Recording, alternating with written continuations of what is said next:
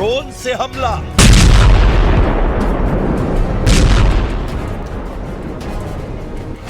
बारह 12,000 एरियल बम का विस्फोट।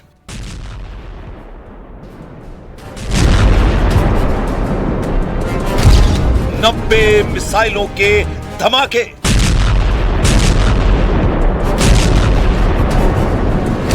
रूस ने जंगी जेटों से यूक्रेन जला डाला।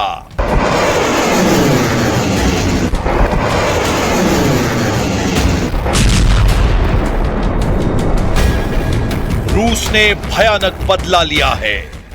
रूस यूक्रेन को दहलाने लगा है। रूस तब तक मारता रहेगा जब तक ज़ेलेंस्की अपना पद नहीं छोड़ देते, ज़ेलेंस्की जब तक घुटने नहीं टेक देते, ज़ेलेंस्की जब तक पुतिन से माफी मांगकर हर शर्त मंजूर नहीं कर लेते, तब तक ये बारूद बरसेगा, तब तक यूक्रेन जलेगा, तब तक यूरोप डरेगा। ज़ेलेंस्की ने पुतिन की दुखती रग छेड़ दी है। ज़ेलेंस्की ने पुतिन के अहम पर हमला किया है। पुतिन अपने जनरल की मौत का मातम मनाने को भी तैयार नहीं है। पुतिन इतने गुस्से में हैं कि अब उन्होंने ट्रंप की किसी बात पर भरोसा नहीं करने का ऐलान कर दिया है, क्योंकि पुतिन अब उसी शर्त पर युद्ध का अंत करेंगे जिसकी वजह से 2022 में यह युद्ध शुरू हुआ था। वो शर्त ऐसी है जिसे सुन ट्रंप के पैरों तले जमीन खिसक गई है। यही वजह है कि ट्रंप ने भी ये मान लिया है कि पुतिन ज़ेलेंस्की के बीच बेइंतहा नफरत है। And the talks are going along, and I say that, there's tremendous hatred between these two leaders, between President Putin, President Zelensky, tremendous hatred, and I hope we can get it done. Zelensky से नफरत की आग में जल रहे Putin Ukraine नहीं, Europe पर कब्जे का सिग्नल दे रहे हैं। ज़ेलेंस्की से दुश्मनी निभा रहे पुतिन सोवियत संघ वाला नक्शा फिर से बना रहे हैं। ट्रंप से पीस डील के बीच पुतिन ने 32 देशों के सैन्य संगठन नाटो को बर्बाद कर डालने का प्लान बना लिया है। 23 दिसंबर की रात पुतिन ने यूरोप की तबाही का ट्रेलर यूक्रेन में दिखाया है। पूरे यूक्रेन में अंधाधुंध मिसाइलों और ड्रोन हमलों से रूस ने तहलका मचा दिया। रूस ने यूक्रेन के एनर्जी सेंटर तबाह किए हैं। रूस का हमला इतना भयानक था कि पूरी रात यूक्रेन में बम विस्फोट सुनाई देते रहे। रूस के हमले से घबराए प्रेसिडेंट ज़ेलेंस्की ने आरोप लगाया है कि पुतिन ने रूस को युद्ध मशीन बना दिया है, इसीलिए वो बिना युद्ध के रह ही नहीं सकते। Слабо віриться, що Путін зможе жити без убивств та вторгнень. Але зниження ціни на російську нафту, сильні санкції світу, продовження всіх інших форм тиску – це те, що переконає навіть таку вперту особу. Путін воює, поки має гроші, щоб купувати лояльність і свого оточення, і російського населення. І водночас платити за вбивства на фронті.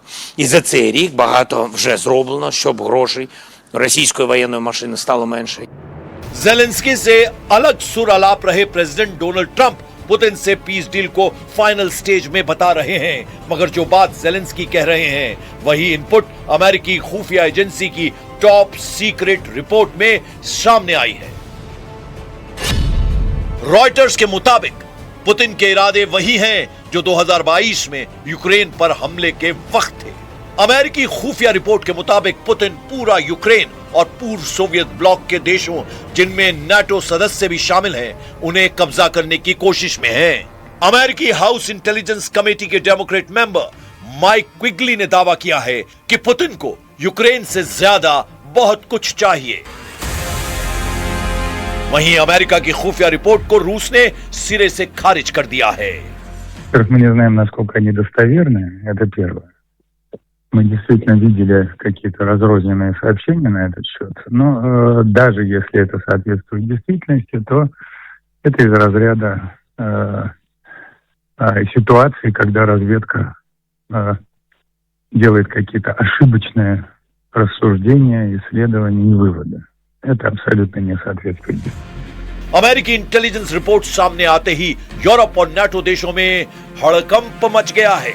वहीं रूस ने खुफिया रिपोर्ट के दावे को मनगढ़ंत बताते हुए फिर से गारंटी दी है कि वो नाटो पर कोई हमला नहीं करेगा।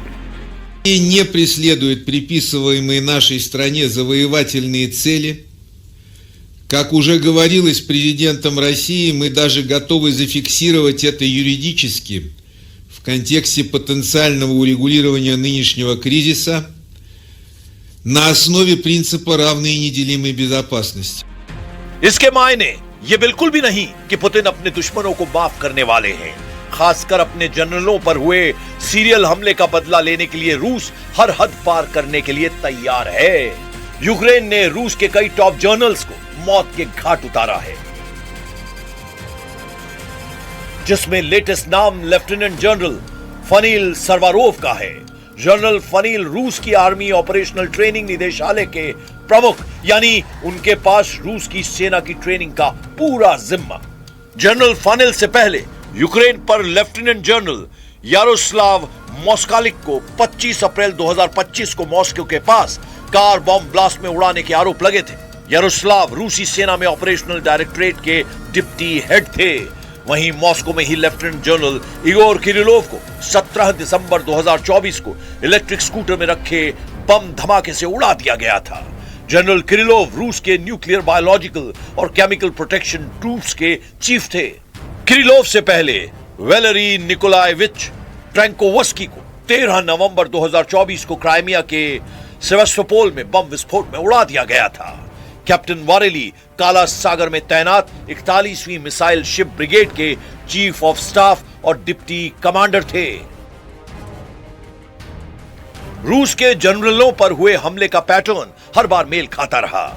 ऐसे धमाकों के लिए यूक्रेन की एसबीयू कुख्यात है। इसीलिए रूस में टारगेट किलिंग के आरोप हर बार यूक्रेन पर लगे। बदले में रूस ने यूक्रेन को धुआं धुआं कर डाला है। लेकिन अब की बार पुतिन रुकने के मूड में नहीं दिख रहे हैं। पुतिन पहले ही साफ कर चुके हैं कि नाटो की कमान जिस अमेरिका के हाथ में है, वो अब रूस को दुश्मन नहीं मानता है। ऐसे में नाटो सेक्रेटरी मार्क रूटे की बयानबाजी बेमानी है। जाहिर है, अगर अमेरिका नाटो देशों का साथ नहीं देता तो रूस के लिए यूरोप को सबक सिखाने में वक्त नहीं लगेगा। Что такое? Ну, читать-то умеете? Как это вы НАТО нацеливаете на войну с Россией, если главная страна НАТО нас противником и врагом не считает? Это просто, не знаю, даже уровень профессиональной подготовки на этом месте является недостаточным. Надо внимательно относиться к своим обязанностям, посматривать по сторонам. Это касается не только генсекретаря, но и многих других западных лидеров. पुतिन अमेरिका के रहते नाटो से दुश्मनी मोल लेने का जोखिम नहीं उठाना चाहते हैं, लेकिन अमेरिका के बगैर वो किसी भी संगठन की धज्जियां उड़ाने की पावर रखते हैं। लेकिन पुतिन का टारगेट सिर्फ उस नक्शे पर है जो सोवियत युग में हुआ करता था। पुतिन फिर से union of Soviet socialist republics जैसा महादेश बनाने की रणनीति पर आगे बढ़ रहे हैं। 1991 से पहले सोवियत संघ 15 गणराज्य का एक संघ था, जिसके झंडे तले सबसे बड़ा इलाका रूस का था। रूस के बाद दूसरा बड़ा इलाका यूएसएसआर में यूक्रेन का था। इसमें बाल्टिक देशों के एस्टोनिया, लातविया और लिथुआनिया थे। सोवियत संघ में पूर्वी यूरोप के बेलारूस और मोल्दोवा थे। कॉकेसस इलाके के जॉर्जिया, आर्मेनिया, अजरबैजान यूएसएसआर का हिस्सा थे। वहीं मध्य एशिया से कजाकिस्तान, उज्बेकिस्तान, तुर्कमेनिस्तान, किर्गिस्तान और ताजिकिस्तान से मिलकर सोवियत संघ बना था। अमेरिकी इंटेलिजेंस रिपोर्ट में जिन देशों को पुतिन से फिलहाल खतरा जताया जा रहा है, वो बाल्टिक देश और पूर्वी यूरोप के हिस्से वाले हैं। जाहिर तौर पर बेलारूस को पुतिन से कोई खतरा नहीं, मगर यूक्रेन के बाद बाल्टिक देशों की धुकधुकी पुतिन ने बढ़ा दी है। प्रेसिडेंट जेलेंस्की ने जानकारी दी है कि रूस क्रिसमस पर किसी भी तरह का सीजफायर नहीं करने वाला है। मतलब पुतिन की तरफ से दुश्मनों पर कोई मुरव्वत नहीं होगी। Проблемне питання в тому, що коли Росія каже, різдвяного перемир'я не буде, я вважаю, що це, в принципі, завжди вони, те, що вони говорять, вони підкреслюють такі залякування. І, в принципі, я попросив після їх цих сигналів максимально посилитись нашу розвідку, ну і зрозуміти, що, де ми знаходимося. Ми розуміємо, що якраз в ці дні вони можуть і, ну, це в їх характері, на Різдво, бо, так, ви знаєте, саме на наше Різдво, так, да, зробити якийсь масований удар, і тому я хотів... हथियार के बदले हथियार, जनरल के बदले जनरल, जमीन के बदले जमीन, पुतिन हर एक बात का हिसाब लेंगे, गिन गिन कर बदला लेंगे, दुश्मन के नाम बदलते रहेंगे, लेकिन पुतिन के बदले का स्टाइल नहीं बदलने वाला, क्योंकि प्रेसिडेंट पुतिन ये मानकर चल रहे हैं कि ट्रंप के साथ चल रही पीस डील के फाइनल होने की उम्मीद बेहद कम है। मियामी में चल रही पीस डील पर पुतिन के प्रवक्ता दिमित्री पेस्कोव ने नाराजगी जाहिर की है। पेस्कोव अमेरिका के उपराष्ट्रपति के ब्रेक थ्रू वाले बयान पर भड़के हुए हैं। पेस्कोव ने कहा है कि पीस डील में अब तक कुछ भी खास नहीं हुआ है। ऐसे में जेडी वेंस किस ब्रेक थ्रू का दावा कर रहे हैं, ये उनकी समझ में नहीं आ रहा है। यानी मियामी में जो डायलॉग बाजी हो रही है वो मॉस्को को मंजूर नहीं। पुतिन उन्हीं शर्तों पर युद्ध समझौता करेंगे जो उनकी तय की हुई है। वो शर्तें हैं यूक्रेन का सरेंडर, जेलेंस्की की राष्ट्रपति पद से विदाई, यूक्रेन की जीती हुई सारी जमीन, यूक्रेन की सेना हाफ, जिससे आगे कभी भी यूक्रेन रूस को आंख दिखाने की जरूरत न दिखा सके, जिससे यूरोप की वो महाशक्तियां रूस से टकराने की सोच न सकें। पुतिन अपने स्टैंड से टस से मस नहीं होंगे। यानी फैसला यूक्रेन को करना है, यूरोप को करना है। फैसला ये कि युद्ध करना है या अपना वजूद बचाए रखना है।